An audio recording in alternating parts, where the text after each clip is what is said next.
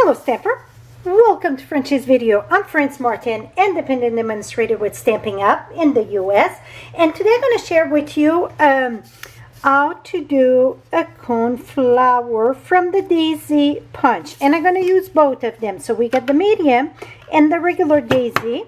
This one here, the medium daisy, go with the daisy lane on page 23, and this one match with this plus the daisy, delightful daisy on page 96.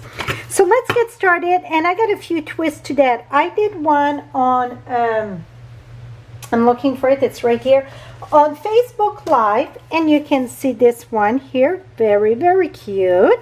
Now I'm going to add a little bit of a twist to that after playing with it. So first thing we're going to do, I'm going to do 3 of them, and this I embossed that with the brick and mortar embossing folder. I'm going to have a link at the end of the video of this one, share how to emboss this. And so I did the yellow, this is Daffodil Delight, so let's do, and this is exactly cut into the big one. So I'm going to cut this in 2, and this is Fleur de Flamingo. And this time, so we're going to have 3 different sizes. This time, instead of using 4 petals and 4 petals like this, that give us 8 petals, we're going to go with an odd number. So we're going to remove a petal, boom, voila.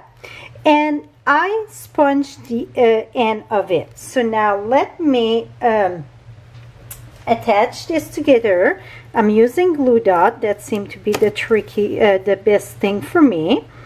And we're going to put that right here. Now you can take your bone folder and curl it, and really the coneflower would go under, not flipping up. I just went and took pictures of my garden. I get some of them. So here we go. So now we got 2. Now let's do a little first let's do this here. So this one I had stamped the center of the flower, and really, well, it does show a bit. So if you want, you can do that, or here is what I done, and I think this worked awesome. So you're gonna take, this is 3/4 inch circle if you get the old punch, or use the framelit. I'm using the paper piercing mat under there. I'm using my watercolor pencil. That seemed to be the thing that worked the greatest. And I start in the center and just roll it and keep the pressure in the center and just keep on rolling. So that's going to give us our beautiful cone.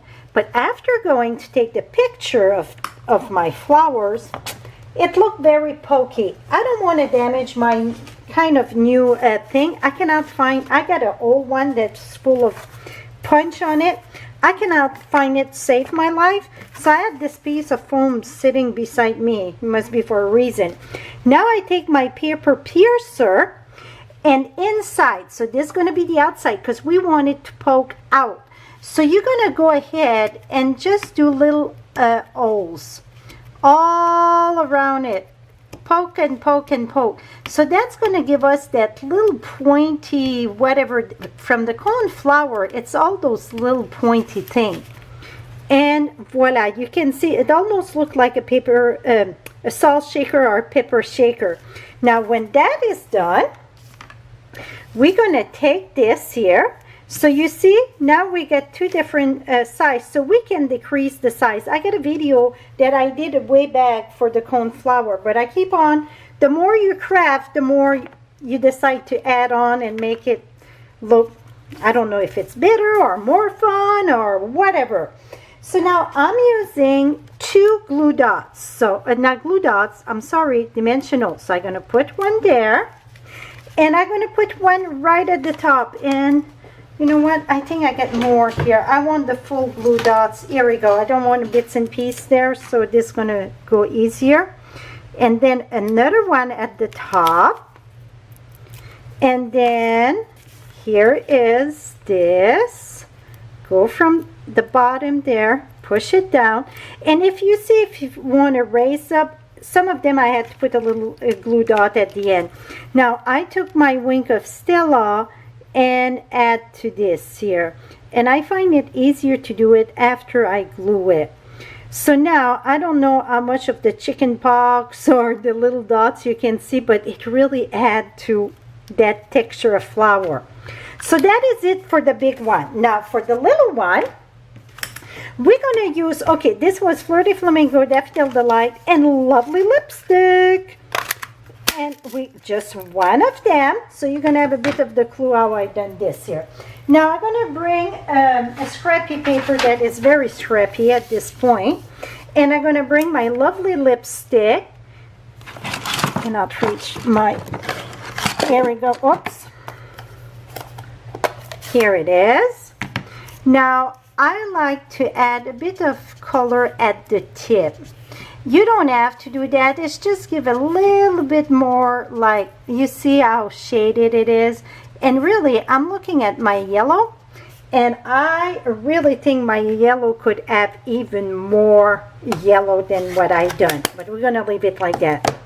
Okay, so now we got this done. Going to remove that aside for now.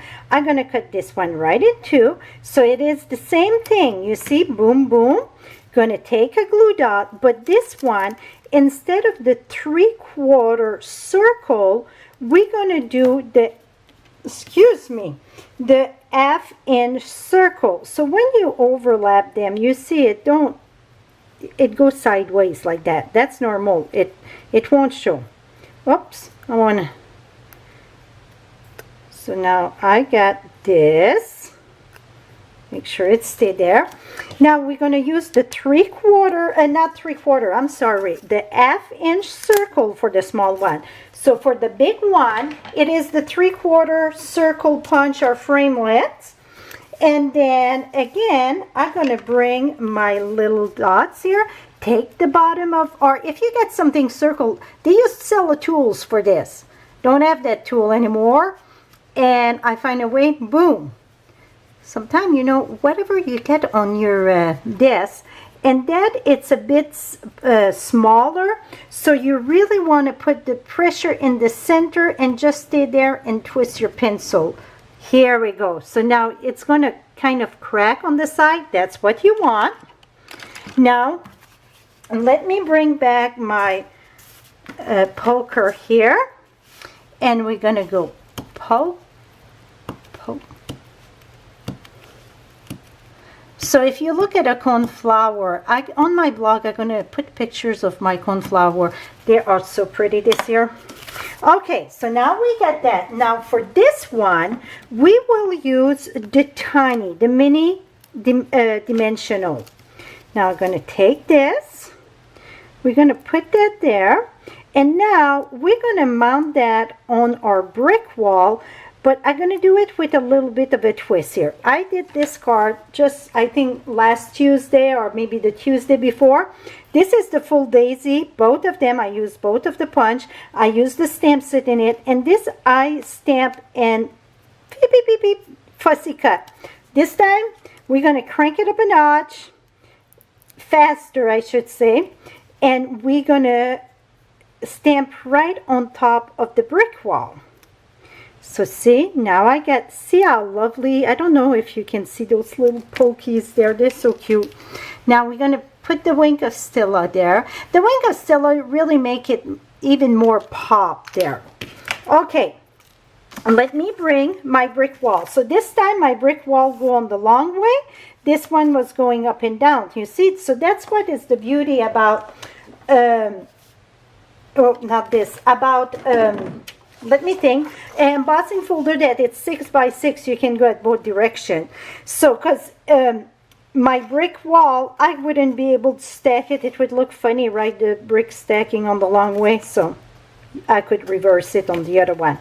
Okay, now I'm going to use the stamp set that it's in the daisy lane. So this one, and I don't want all three the same. So I'm going to use my Mossy Meadow, and the big one going to be there. So I just put it temporary. Okay. Going to put that there. Boom. Now the next one going to be my next size here. I'm going to put that about right here. So then it gives me a clue about where I want it. There. Now the next one, my little bitty. Oh, see, I have to curl it. So that's going to be, oh, and then I will stamp too. I'm going to stamp my friend, my sweet friend. Where, oh, my sweet friend, it's here. And I'm going to use black memento for the friend. So after it's embossed, you have to be careful not to rock your stamp because it's going to look kind of funky. So I'm going to put my friend there. I'm going to try to give a good impression. Et voila! Okay, now let's assemble this here, and you're going to see the finished product. So you can put another glue dot if you want, but that raise it up. So I already got 2 glue dots, so I'm thinking of mailing here. I will not glue dots, but dimensional. I'm just going to use glue dots. So I'm going to put a few glue dots in the back of this. Now make sure that it's curled a bit. And I'm going to come here. Oh, I wanted to do one thing before. So I stamped that with memento, not memento, but regular ink. So the mossy meadow. And I'm just going to use my light old olive and do the inside of the leaves. And then I'm going to do the stalk too. The stalk really can be brown. So I'm just going to color one in front of you, and see, I just really color. I'm not blending nothing. I'm going to come back and finish the rest, but the more I look at this, my stalk really need to be in the brown. So I'm going to use the dark crumb cake. I'm afraid not so saffron, but soft suede is going to be a bit too dark. So I just want a bit of brownish tone to the stem here. Here we go. So I'm going to do all the rest after, but you're going to have a good clue what it's going to look like. I can raise that up a bit more here. Here we go. So now we got one. This one is curled also. Now we're going to do a few. And then I won't press it hard because I'm going to remove it to color it. Here we go. Now this little bitty one, we didn't curl it, so you want to curl it. And for the coneflower, the daisy usually I curl it up, but for the coneflower I curl it down. And you want to be careful when you curl that you don't pull too hard and pull the petal. It would be like, you love me not. You love me, you love me not. Here we go. I get that there. Make sure this stay together here. And then over here. And then this gonna go on top of a black. See how striking it is? I think that is very striking. And then inside, I got friend. So I'm gonna put the best moment. Well, you know what? I'm gonna keep it plain because maybe I want to do whatchamacallit, let me think here. I want to do like a birthday or something else. So I'm going to do, I want to stamp this, but I just want halfway. So let me bring this, and I'm going to do, I want to do it Flirty Flamingo. And watch what I'm going to do here.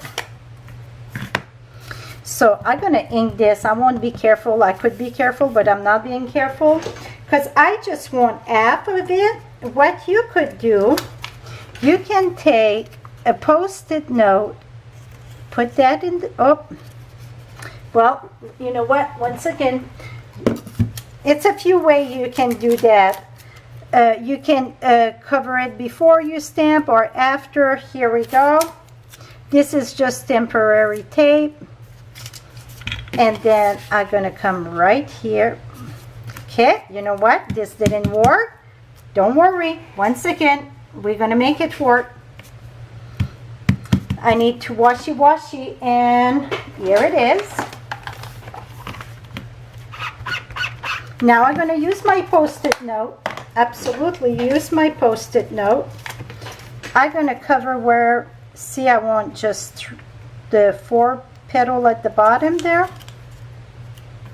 So I just put that there. Now I'm going to come on the side here, ink, ink, ink, remove this.